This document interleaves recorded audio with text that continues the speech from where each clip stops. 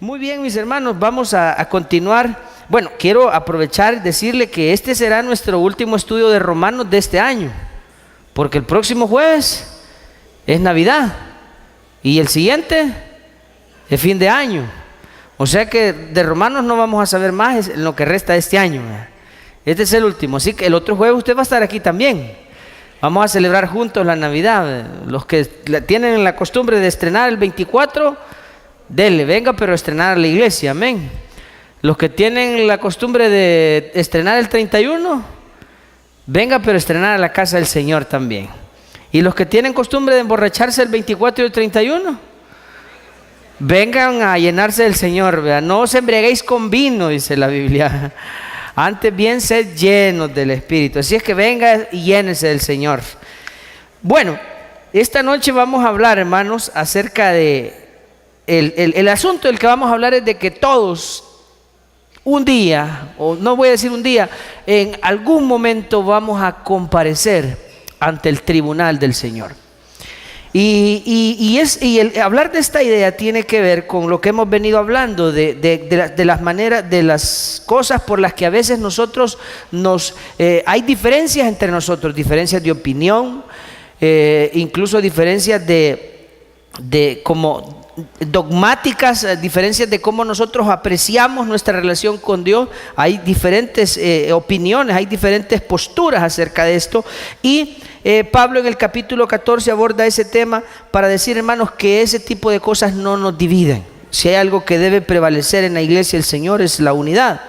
Ahora, de lo que hemos hablado es de no juzgar y de no menospreciar. Hablamos de los débiles en la fe y de aquellos que son fuertes en la fe. Los débiles en la fe son aquellos que son demasiado escrupulosos, ¿verdad? Y que cualquier cosa les parece que eso es pecado, aquello es ofensivo a Dios, ¿verdad? Que un hombre y una mujer se sienten juntos, eso es pecado, por ejemplo, ¿verdad? O que una mujer use pantalones es pecado. A veces alguien dirá, mire, hermano, pero es que eso es absurdo. Pero los que son maduros en la fe o los que son fuertes en la fe no deben menospreciar a los que son demasiado escrupulosos. Pero al otro lado también están los que dicen, no, yo soy maduro en la fe, yo sé que a mí, yo puedo hacer las cosas que hace la gente del mundo y yo sé que eso no afecta a mi fe, pero con su actuación, con su libertad, a veces hacen tropezar a otros también. Entonces los extremos podrían llevar a convertirse en tropiezo para otras personas. De eso es lo que Pablo nos ha hablado en el capítulo 14. Y ahora, como poniéndole fin a la polémica, dice Pablo, miren, de una cosa deben todos estar seguros, que todos vamos a comparecer ante el tribunal de Cristo. Así es que dejen de andarse juzgando unos a otros, porque al fin de cuentas a quien le vamos a rendir cuentas, valga la redundancia, es a Dios. Amén. Eso es lo que está diciendo Pablo. Miren, dejen de andarse juzgando unos a otros. Dejen de andar peleando por la manera en que cada uno de ustedes se comporta. Si el que los va a juzgar es Dios. Todos se van a presentar delante de Dios. Pero hay que tener cuidado también con este pensamiento, porque esto podría también desencadenar en algunos una especie de desinterés. Pues hay que, mire, hermano, si hay en la iglesia un solo relajo, cada quien hace, pero como nos han dicho que no andemos juzgando, hay que ver a cada quien qué hace. Tampoco sería irnos al extremo, porque la Biblia también dice, y eso, aunque no esté en el bosquejo, yo quiero compartírselo. Dice el Proverbio 16, versículo 6: con misericordia y verdad se corrige el pecado, y con el temor de Jehová los hombres se apartan del mal. O sea, el hecho de que no debemos andar juzgando no significa que vamos a ser indiferentes al pecado y a la iniquidad en la vida de otras personas. No, Dios no nos está pidiendo eso. O sea, Dios no te... miren, si ustedes ven a alguien que anda en pecado, háganse los locos. Porque también en la segunda carta a los Corintios el Señor señala, Pablo más bien señala y dice que está sorprendido de que hay tal pecado entre los hermanos, una situación tan increíble que ni entre los gentiles se menciona. Dice que a tal grado que uno tiene la mujer de su padre. Dice, no deberían ustedes haber condenado al tal, dice, y entregarlo a Satanás. O sea, Pablo también dice, o sea, no se permitan esas cosas. Entonces, debemos tener cuidado de no volvernos indiferentes al pecado y a la iniquidad. No, lo que sí debemos hacer es, fíjese, cuando nosotros vemos que en otra persona alguien anda haciendo algo que no es correcto, nuestro deber no es ni menospreciarlo, ni juzgarlo, sino ofrecerle ayuda. ¿Se entiende, hermano? Lo que no debemos hacer es juzgar y menospreciar, sino ofrecer ayuda, porque dice Gálatas también en el capítulo 6 y versículo 1, si alguno fuere sorprendido en una falta, dice, vosotros que sois espirituales, restauradle con espíritu de mansedumbre. Entonces Dios no nos está diciendo sean indiferentes al pecado, no. Lo que Dios dice es, no lo van a juzgar ustedes, ni ustedes deben menospreciar a los demás. No, ni debe haber diferencias ni divisiones entre ustedes por eso, sino si a alguien ustedes ven que anda en pecado, pues ayúdenle, corríjanle, háganle ver su error y ayúdenlo a que pueda corregir su vida. Esa es la actitud correcta que los hermanos debemos tener entre nosotros frente a esta situación, cuando alguien está haciendo algo que no es correcto. Pero no debemos poner tropiezo. No debemos ser tropiezos, o sea, no nos debemos convertir nosotros en jueces que vamos a empezar a estorbar a que una persona se acerque a Dios. Hablábamos de algunos de esos ejemplos, decimos, vemos a alguien en pecado, un hermano que anduvo, por ejemplo, tomando, ¿verdad? Y lo vimos nosotros, hermano, mire, a este hermano no lo deberían de dejar entrar a la iglesia porque el otro día andaba borracho. Entonces ya nos convertiríamos en jueces nosotros y estaríamos poniéndole tropiezo a otras personas. No nos toca a nosotros juzgar. Tal vez podemos decirle, hermano, mire, eso que usted anda haciendo, uno, no es agradable delante de Dios, dos, eso echa a perder su vida, pues. Debería de buscar ayuda o debería de acercarse más al Señor para salir de su problema. Esa debería de ser la actitud. Veamos entonces lo que dice esta noche el pasaje de Romanos capítulo 14, versículos del 10 al 13. Debemos tener cuidado de no ser tropiezo para nadie, ya sea que seamos demasiado religiosos, voy a usar esa expresión, demasiado religiosos, o sea que demasiado escrupulosos, que hasta lo más pequeño, detalles nosotros andamos fijándonos que parece que todo nos ofende. Y el otro es aquellos que están convencidos de que nada es impuro en sí mismo y que por eso hacen lo que se les ocurre y con su libertad también ofenden la débil conciencia de otros. Ambos extremos pueden ser tropiezo para otras personas y de eso debemos tener cuidado. Romanos 14 del 10 al 13 dice, pero tú, la pregunta es, ¿por qué juzgas a tu hermano? O tú también, ¿por qué menosprecias a tu hermano? Porque ¿qué dice después? Todos compareceremos ante el tribunal de Cristo, porque escrito está, vivo yo, dice el Señor, que ante mí se doblará toda rodilla y toda lengua confesará a Dios. De manera que cada uno de nosotros, cada uno, ¿dará qué? Dará a Dios cuenta de sí. Así que, dice el 13, ¿qué es lo que ya no debemos hacer? Ya no nos juzguemos más los unos a los otros, sino más bien decidir no poner tropiezo u ocasión de caer al hermano. Oremos. Dios mío, en el nombre de Jesús, venimos de nuevo, Señor, a pedir su consejo, a pedirle sabiduría de lo alto, mi Dios, que su Espíritu hable a nuestras vidas poderosamente esta noche. Si hay algo en nosotros, mi Dios, que estorba, que impide que su palabra llegue cabida en nosotros, por favor, Señor, derribe cualquier obstáculo, derribe cualquier muro, Señor, cualquier barrera, Señor, que se levante contra su conocimiento, contra el conocimiento de la verdad.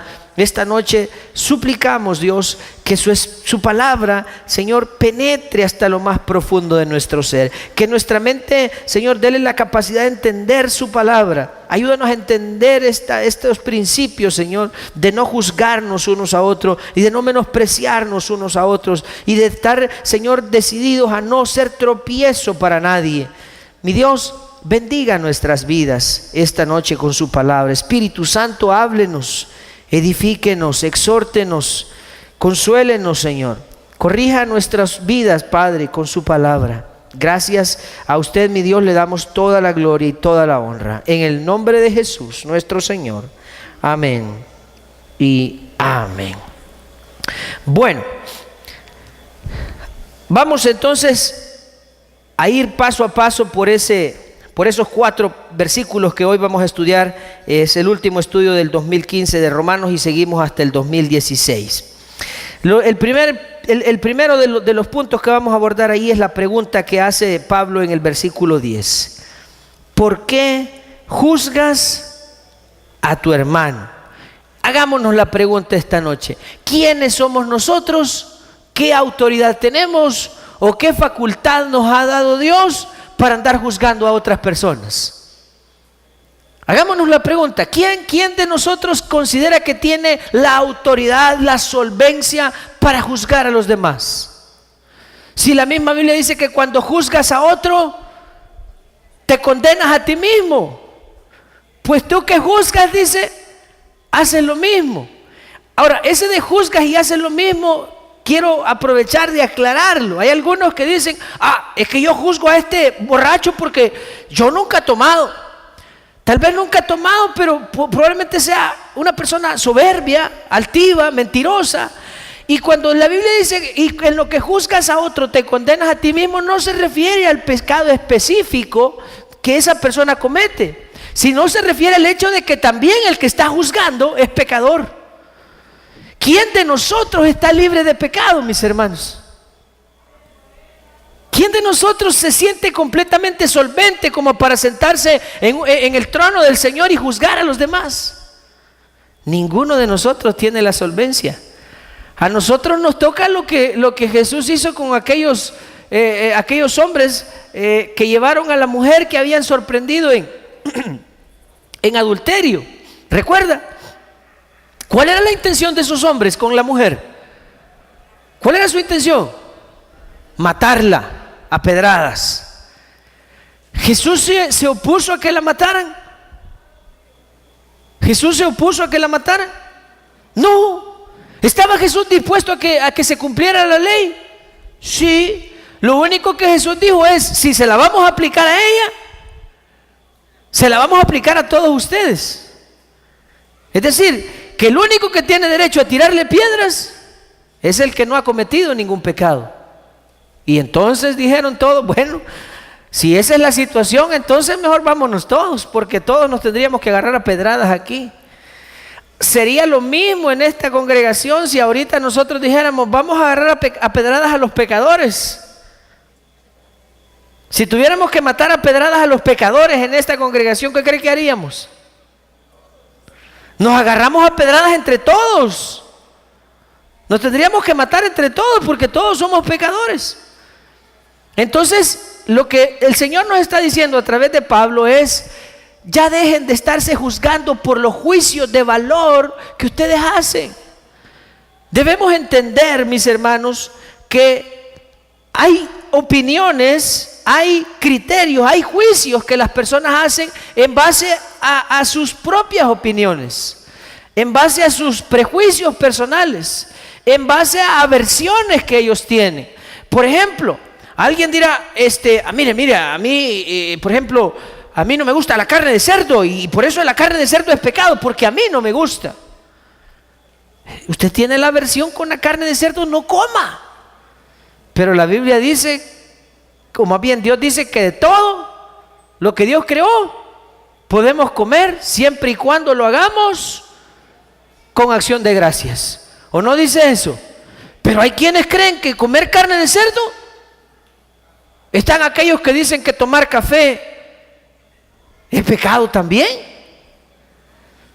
Que a ellos les haga daño, que no les guste, es asunto de ellos. Entonces, a veces nos ponemos a hacer juicios por cuestiones culturales, por cuestiones de opiniones, de prejuicios que tenemos. Entonces Dios dice, cuidado, no se juzguen unos a otros. Porque, como dice, volvamos a leer la frase del verso, la primera pregunta. ¿Por qué juzgas a tu hermano? En este caso el que juzgaba es aquella persona que era más escrupulosa. Mire, esa mujer, ¿cómo se viste? Mire, ¿cómo es su apariencia? Y cosas por el estilo. Esos eran los que juzgaban. Pero estaba lo otro también. Esos eran como que los más religiosos, ¿verdad? Los más meticulosos en cuanto a la observación de ciertos días, de ciertas comidas. Sobre todo los que venían, los cristianos, los que se habían convertido a Cristo, pero que venían del judaísmo, que estaban acostumbrados a guardar la ley, a guardar el sábado, a abstenerse de comer algunos alimentos. Entonces eso es como que al ver a los cristianos que algunos comían de todo y que el día sábado hacían cualquier tipo de actividad, entonces a ellos les ofendía. Bueno, ¿y estos que no creen en Dios? ¿Y por qué comen esas comidas impuras? ¿Y por qué no guardan el sábado? Entonces Pablo dice, no juzguen a su hermano. Pero estaban los otros, los que eran cristianos pero que se habían convertido de entre los gentiles. Ellos, como no estaban acostumbrados a ninguna clase de reglas, ellos hacían como bien les parecía y menospreciaban a los judíos. Al ver que los judíos los cristianos judíos no hacían nada el día sábado, se burlaban. Estos brutos, vea, el día sábado no hacen nada, vea. Estos, vea, no comen de esto y de aquello. Entonces los menospreciaban.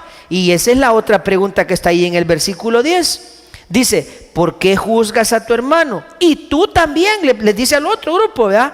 ¿Por qué menosprecias a quién? A tu hermano. Que es lo otro que no debemos hacer.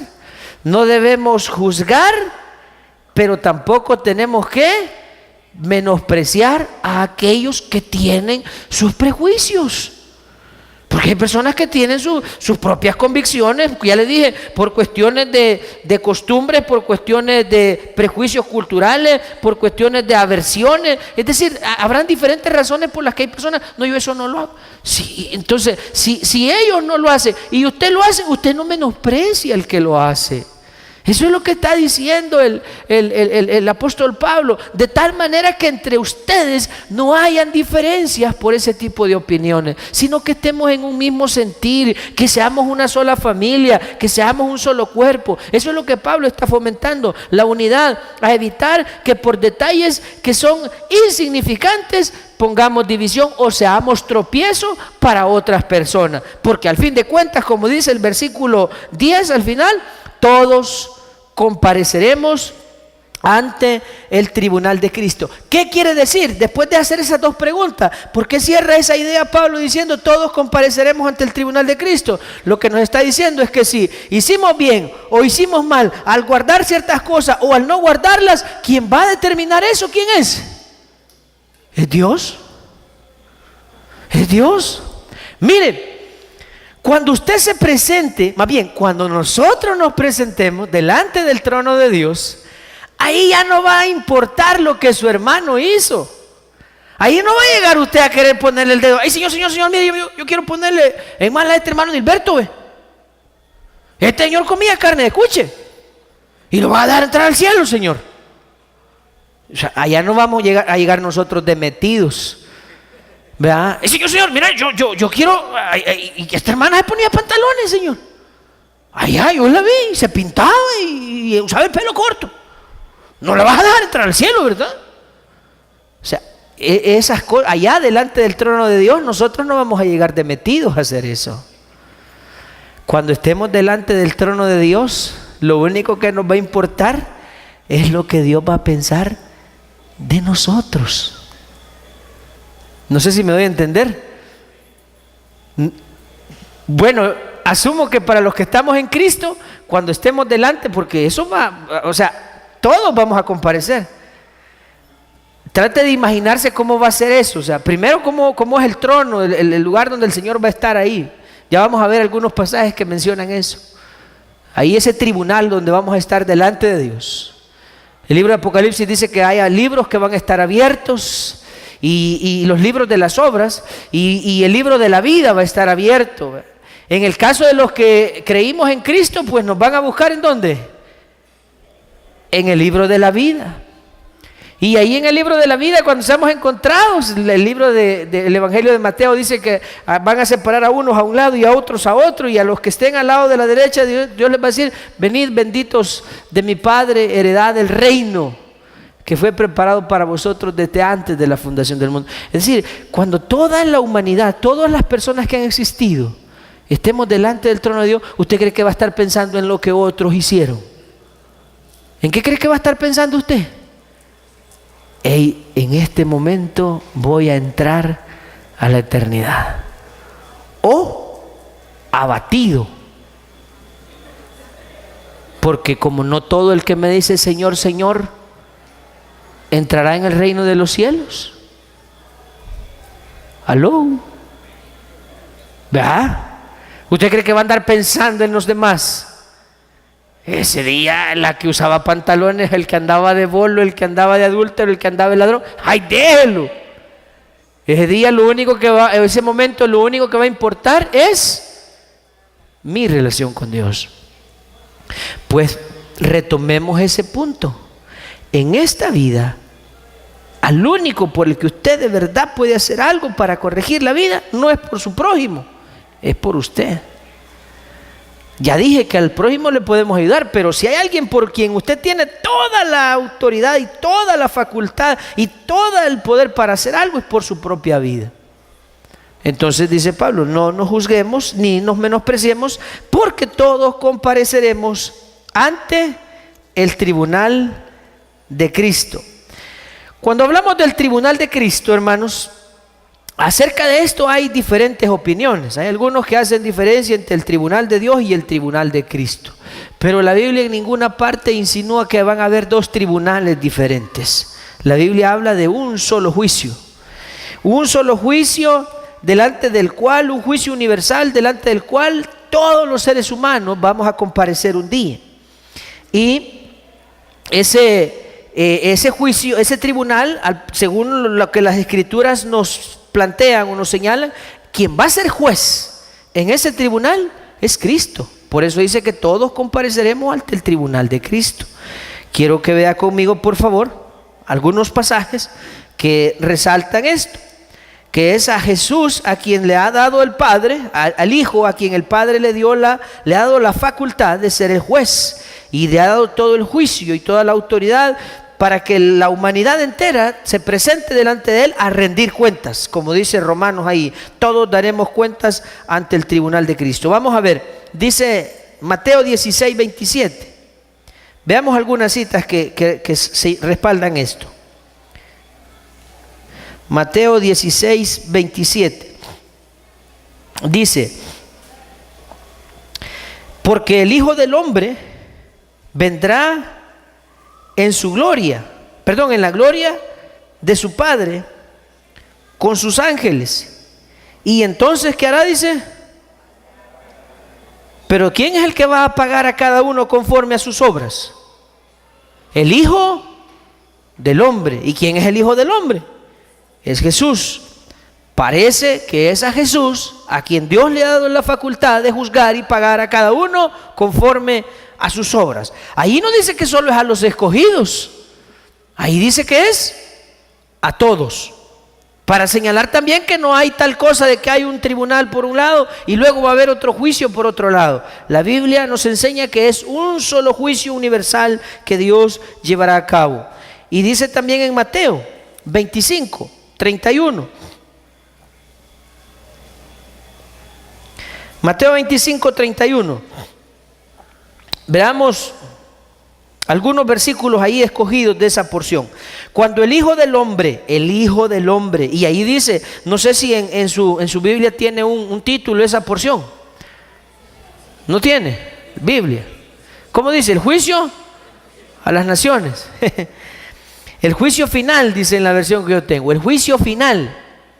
Cuando el Hijo del Hombre, dice una vez más, refiriéndose al Hijo, cuando el Hijo del Hombre venga en su gloria y todos los santos ángeles con él, entonces se sentará ¿en dónde?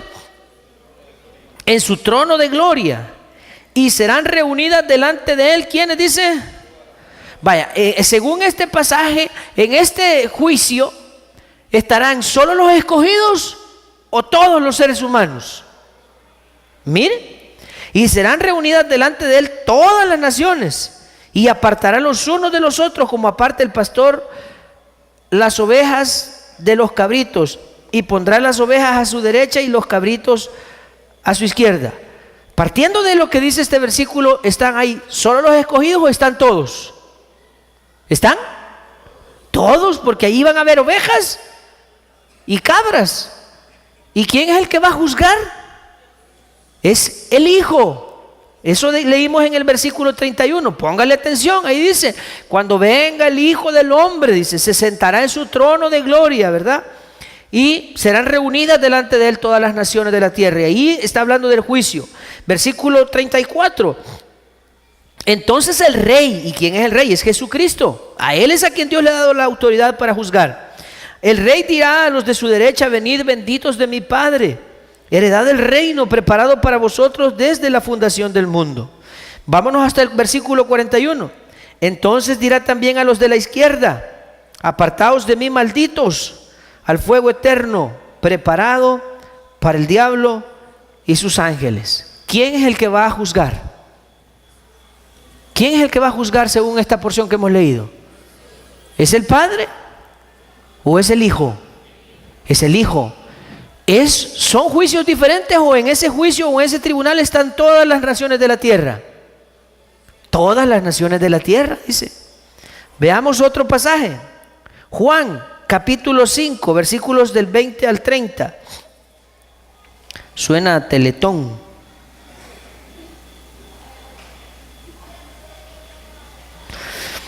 Juan 5, del 20 al 30.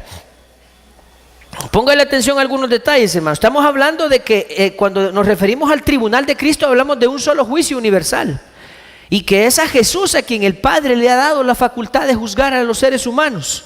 No desvirtuando la idea de que van a haber dos juicios diferentes o dos tribunales diferentes. Uno el tribunal de Cristo y otro el juicio de las naciones. La Biblia no enseña eso. Dice el verso 20: porque el Padre ama al Hijo.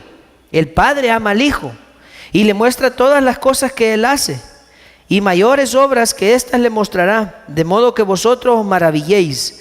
Porque como el Padre levanta a los muertos y les da vida, así también el Hijo a los que quiere da vida. ¿A quiénes les da vida el Hijo?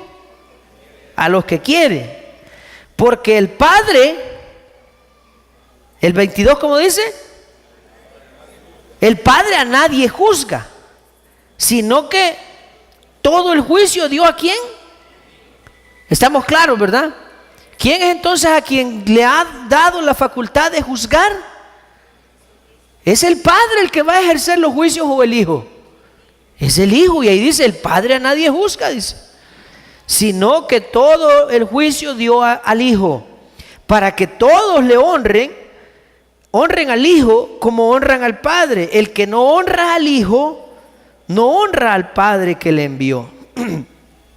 De cierto os digo, el que oye mi palabra y cree al que me envió tiene vida eterna, y no vendrá a condenación, mas ha pasado de muerte a vida.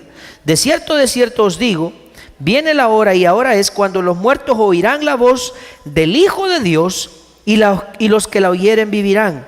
Porque como el Padre tiene vida en sí mismo, así también ha dado al Hijo el tener vida en sí mismo.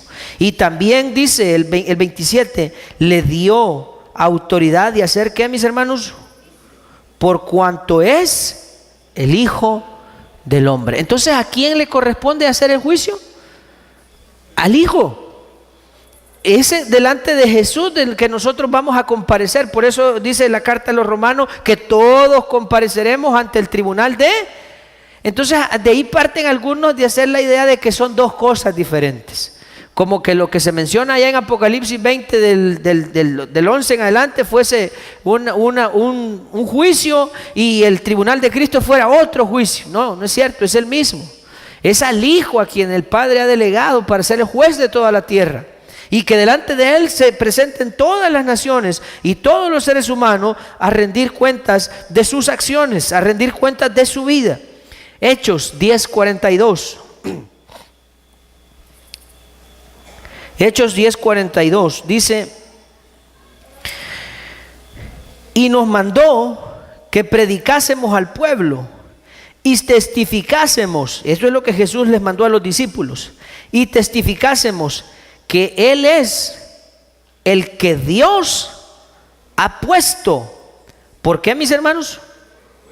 Por juez de vivos y muertos. ¿Quién es el que Dios ha puesto por juez? Es al Hijo, es a Jesucristo. Ahí vamos confirmando que a quien Dios le ha dado esa facultad es al Hijo. Primero los Corintios 4:5. Primero los Corintios 4:5 dice, así que, este versículo es bien claro, no juzguéis nada antes de tiempo, hasta que venga el Señor, el cual aclarará también lo oculto de las tinieblas y manifestará las intenciones de los corazones, y entonces cada uno recibirá alabanza de Dios. ¿Vea? No juzguemos nada. No nos toca a nosotros juzgar, no juzguemos nada antes de tiempo, porque cuando venga el Hijo del Hombre, cuando venga el Señor, Él es el juez de vivos y muertos. A Él le ha dado Dios la facultad de juzgar a toda la tierra, a todos los habitantes de la tierra, y todos compareceremos ante el tribunal de Cristo. Segunda a los Corintios 5:10. Dice segunda a los Corintios 5:10. Déjeme que encuentre esta cita. Ya lo leímos, ¿verdad? Porque es necesario que todos nosotros comparezcamos ante ¿qué?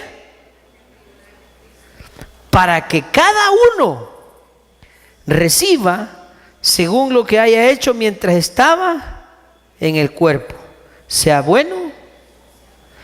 Una vez más repito, ¿quiénes son los que van a comparecer ante el tribunal de Cristo? ¿Solo los escogidos? ¿Solo los que han sido salvos? ¿O todos? Ahí dice todos.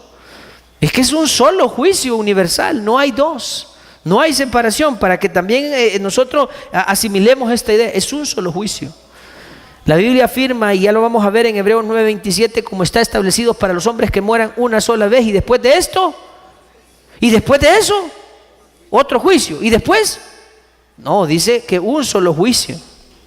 Es un solo juicio, no hay dos juicios. Y el juez de vivos y muertos es Jesús. ¿A quién le dio la facultad según Juan 5, del 20 al 27? Al Hijo. El Padre a nadie juzga, sino que le ha dado al Hijo la facultad de juzgar. Entonces dice, es necesario que todos comparezcamos ante el tribunal de Cristo. Veamos lo que dice Romanos 2:16. En el día en el que Dios juzgará. ¿Por quién, mis hermanos? Romanos 2:16. En el día en que Dios juzgará por Jesucristo los secretos de los hombres conforme a mi evangelio. ¿Quién es el que va a juzgar? Es Cristo. Dios dice juzgará por Jesucristo, que es el juez. El Padre a nadie juzga, es a Jesucristo a quien le ha dado esa facultad. Entonces hablamos de que hay un solo juicio universal, no hay dos juicios. Veamos dos citas más. Ahí dice Eclesiastés 12:14. Eclesiastés 12:14 habla y dice, porque Dios traerá toda obra a juicio, juntamente con toda cosa encubierta, sea buena. Y esto es en el Antiguo Testamento, y no menciona que va a haber dos juicios, uno para los escogidos y otro para los condenados. Es un solo juicio para todos los habitantes de la tierra. Y Apocalipsis 20, del 11 al 15, que es un pasaje bien conocido, en el que dice, y vi, aquí ya nos da un poco una imagen un poco más detallada de cómo va a ser ese juicio. Y vi un gran trono blanco, y al que estaba sentado en él, delante del cual huyeron la tierra y el cielo, y ningún lugar se encontró para ellos. Y vi a los muertos, grandes y pequeños. Trate de ubicarse en la imagen de Mateo 25:31. Todas las naciones de la tierra fueron reunidas delante de él. El Hijo del Hombre viene con sus santos, los ángeles de su gloria, se sienta en su trono de gloria. Y vi a los muertos, grandes y pequeños, de pie ante Dios, y los libros fueron abiertos. Y otro libro fue abierto, el cual es el libro de la vida. Oiga, ponga atención a lo que dice el versículo 12. Los libros fueron abiertos, dice. Y otro libro fue abierto, el cual es el libro de la vida. Y esos primeros libros, ¿cuáles eran? Ahora dice ahí, y fueron juzgados los muertos por las cosas que estaban escritas en los libros, según sus... O sea que en el tribunal de Cristo habrá dos tipos de libros: los libros de las obras y el libro de la vida. Amén, mis hermanos. Los que no estén en el libro de la vida estarán en los libros. Ahí van a aparecer todas las cosas malas que hicieron. Exactamente. Y por eso serán lanzados o serán condenados eternamente. Pero los que están en el libro de la vida ya no van a estar en las obras. ¿Adivine por qué? Porque todas sus obras fueron borradas. Porque Cristo dice que anuló el acta de los decretos que nos era contraria, quitándola de en medio y clavándola en la cruz. Así dice la carta a los Colosenses. O sea que usted y yo, aunque nos vayan a buscar en el libro las cosas malas que hemos hecho, ya fueron borradas. Dice la Biblia que Dios lanzó a lo más profundo del mal nuestros pecados, que Él ha decidido nunca más acordarse de ellos. Entonces nuestras obras ya no están ahí. Solo estaremos en el libro de la vida. Sigamos leyendo. 13. Y el mar entregó los muertos que había en él, y la muerte y el Hades entregaron los muertos que había en ellos, y fueron, ¿qué, hermanos? Juzgados cada uno según sus obras. Y la muerte y el Hades fueron lanzados al lago de fuego. Esta es la muerte segunda. Y el que no se halló inscrito en el libro de la vida fue lanzado al lago de fuego. No dice la Biblia que hay otro juicio aparte para los escogidos. Es un solo juicio universal. Y todos, buenos y malos, justos e injustos, compareceremos ante ese juicio del Señor. Veamos lo que dice Hebreos 9:27. Hebreos 9:27. Y de la manera que está establecido para los... Ahí no dice que no hace diferenciación entre un tipo de hombres y otro. Dice, está establecido para los hombres que mueran una sola vez, y después de esto el juicio. Hay un solo juicio, y en ese juicio vamos a comparecer todos. De eso es de lo que Pablo estaba hablando allá en Romanos 14:10, cuando dijo que todos compareceremos ante el tribunal de Cristo. Regresémonos entonces, habiendo dejado claro ese punto de que es un solo juicio, es un solo tribunal, y que es Jesús el juez, a quien Dios le ha dado la autoridad, la facultad de juzgar a todos los habitantes de la tierra. Habiendo tenido claro eso, y que nosotros no debemos andar juzgando a nadie, porque no es nuestra competencia, no es facultad nuestra hacerlo, ni tampoco menospreciar al hermano, sino que lo que debemos estar nosotros ocupados es de asegurarnos de tener la actitud correcta para cuando llegue el día en que nos tengamos que presentar delante del trono de Dios. ¿Cuál es la actitud correcta? Romanos 14, versículo 11. Porque escrito está ¿qué? Vivo yo, dice el Señor, que ante mí se doblará toda rodilla y toda lengua confesará a Dios. Ese escrito está. Pablo está citando las palabras de Isaías capítulo 45, versículos del 22 al 23, en las que el Señor estaba diciéndole al pueblo cuál era la actitud que ellos deberían de mantener hacia Él. Cuando Pablo cita estas palabras, lo que está diciendo, inmediatamente después de decir que vamos a comparecer ante el tribunal de Cristo, Pablo está diciendo, hermanos, si sabemos que un día vamos a rendirle cuentas a Dios, tratemos de tener la actitud correcta. Recuerden que un día nuestras rodillas se van a doblar y todos vamos a confesar que Jesucristo es el Señor. Entonces tengamos una actitud humilde delante de Dios, tengamos una actitud de arrepentimiento delante de Dios. No seamos arrogantes, no nos creamos mejores que los demás, no nos comparemos con los demás, no juzguemos a los demás, más bien ocupémonos de nuestra propia vida y asegurémonos de ser agradables para que el día que tengamos que partir y presentarnos delante de Dios, seamos hallados aprobados delante de Él. ¿O no dice eso la Escritura? Procura con diligencia, ¿cómo dice? Presentarte a Dios como aprobado, como obrero que no tiene de qué avergonzarse y que usa bien la palabra de verdad. Entonces yo debo preocuparme de ser agradable delante de Dios. Claro que debo ser útil también para que otros le conozcan, para que otros puedan arreglar sus vidas, sí, pero debo ocuparme más de mi vida. Y aquí hay un punto importante, por lo que decía hace un momento, que nosotros no es que nos vamos a desentender del pecado y vamos a, ay, que cada quien haga lo que quiera, a mí qué me importa. No, no es esa la actitud. Con misericordia y verdad se corrige el pecado. Si alguien sorprende a otro en una falta, restáurele. Pero no es así de que, que dejen hacer lo que quieren. ¿Qué pasaría si ustedes me vieran un día de estos a mí borracho? Y después de verme borracho vengo el siguiente día a predicar de goma. ¿Qué dirían? ¿Estaría bien eso? Ay, dejémoslo, si el pastor nos ha enseñado que no juzguemos. ¿Estaría bien eso? Es decir, que ustedes esperan, y es lo correcto, de parte de mí, hablo de mi parte, que yo sea un buen ejemplo para ustedes, ¿o no es cierto? Y yo no puedo esperar lo mismo de ustedes. ¿Aló? Debería ser recíproco esa expectativa. Así es, ¿verdad? Y ustedes tendrían todo el derecho a decir, mire hermano, eso que usted hizo no está correcto. Yo creo que sería bueno que en lugar de estar ministrando, mejor se siente usted y ordene su vida y se someta a un proceso de restauración, porque usted tiene un problema, hermano. ¿Sería correcto eso? Sí, sería correcto que ustedes me lo pidieran, o que la junta directiva, o que los demás pastores me lo pidieran. Sería correcto. O sea, no estamos hablando de, que no hay que andar juzgando, así que hay que haga lo que le dé la gana. No, señor. Tampoco nos confundamos. Sí debe la iglesia cuidar que realmente los que somos hermanos mayores demos un buen ejemplo.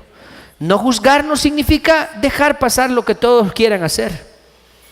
Digo esto porque para evitar la confusión, va a irnos al otro extremo también.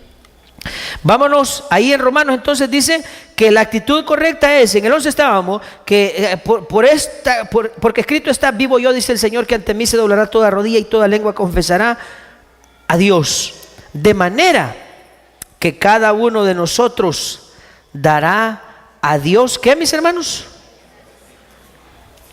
¿De quién va a dar cuenta usted? ¿Usted va a dar cuenta de mí? ¿Yo voy a dar cuenta de usted? Cada uno va a dar cuenta de sí mismo. Así que usted deje de andar juzgando a su hermano y tampoco lo ande menospreciando. Ayúdelo, si usted sabe que necesita, si usted ve que necesita ayuda, ayúdelo, pero deje de andarlo juzgando.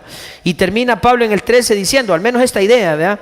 Así que ya no nos juzguemos más los unos a los otros, sino que en lugar de andarnos juzgando, decidido, o sea, pongámonos todos en el mismo sentir de no poner, ¿qué, hermanos?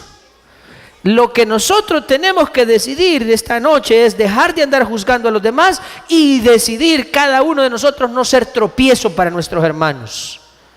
No ser tropiezo. Vaya conmigo a Lucas 17, versículos 1 y 2, y con esto vamos a ir terminando. Decidid no poner tropiezo, dice Lucas 17, 1 y 2.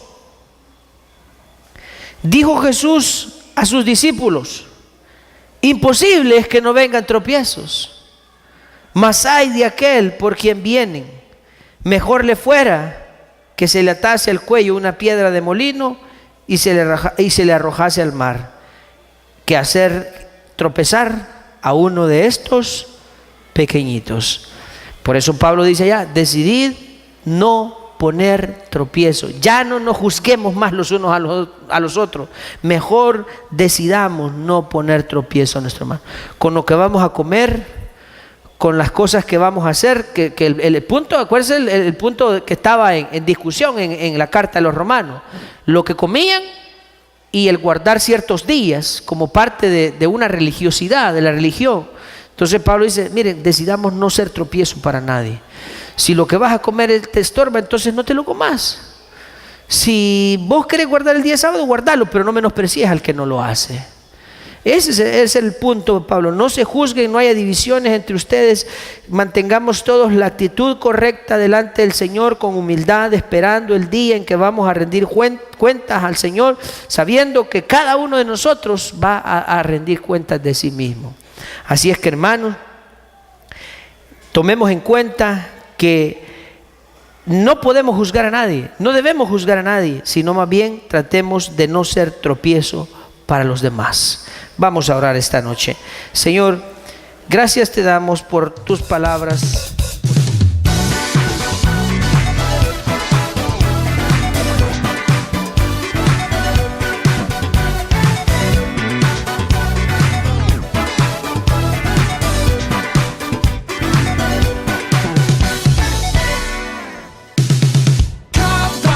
Que yo me acerco a ti, tu alegría y gozo siempre me hacen revivir. Oh, oh, oh. Tu abrazo me regala paz, me hace enamorarme cada día más y más.